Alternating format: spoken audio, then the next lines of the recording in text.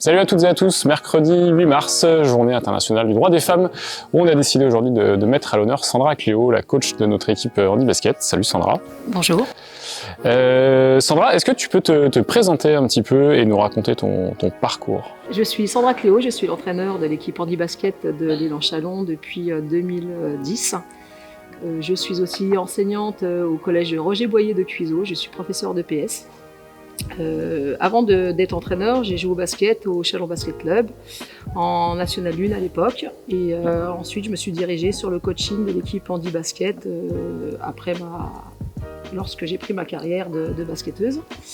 Et depuis 2010, je les entraîne au quotidien. Et au départ, nous étions en loisirs et actuellement, nous sommes premiers du championnat de National 1B et nous sommes en passe de monter au plus haut niveau. Sandra, parmi toute ta carrière, est-ce que tu as eu un ou des modèles d'inspiration féminine?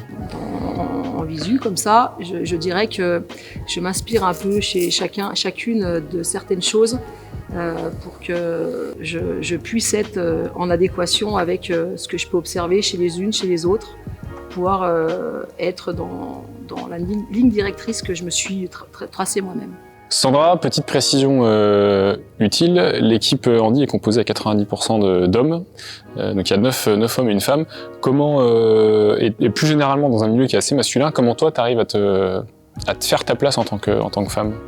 Donc, ce que je pourrais dire, c'est que quand on coach une équipe, je dirais que le coach n'a pas vraiment à mon sens, n'a pas de sexe. Que ce soit un homme ou une femme, ce qui est le plus important, c'est que la personne soit compétente. Et même dans le domaine professionnel, quelqu'un qui est compétent, forcément, déjà, il sera écouté. Ensuite, ce qui est important, c'est que quand on gère des humains, il faut aussi que la personne, elle ait de la poigne et qu'elle puisse emmener les personnes d'un point A à un point B, avec, on dira, avec quelquefois diplomatie, mais quelquefois aussi avec fermeté, et pour que l'on puisse obtenir ce que l'on veut d'un groupe. Sandra, avant de se quitter, petite précision quand même assez intéressante, l'association de l'Élan a été retenue pour organiser le tour préliminaire de l'Eurocup le vendredi 28 et le samedi 29 avril, qui va réunir plusieurs équipes au Colisée le temps d'un week-end. Est-ce que tu peux nous en dire un peu plus sur le programme et en quoi c'est important aussi pour la progression du club? Donc le 28 et le 29 avril, on sera ici au Colisée pour le tour préliminaire de l'Eurocup 3. Ça va rassembler 4 équipes, dont l'Élan-Chalon, avec une équipe belge, une équipe italienne et une équipe israélienne. Le but du jeu, c'est sur le vendredi et le samedi matin, de tous se rencontrer. Et le samedi après-midi, premier et deuxième se rencontrent et troisième, quatrième vont se rencontrer. À l'issue de ces finales du samedi, le premier sera qualifié pour la saison 2023-2024 pour faire l'Eurocup 3.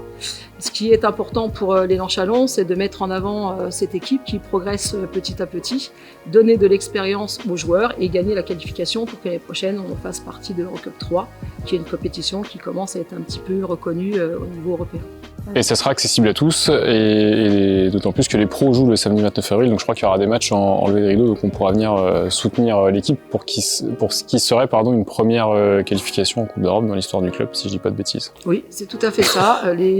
Les enfants des scolaires et même les adultes du milieu chalonnais et des environs pourront venir voir gratuitement les matchs, et on espère vous voir nombreux pour nous encourager. Ça sera le mot de la fin. Vive les femmes et bonne journée.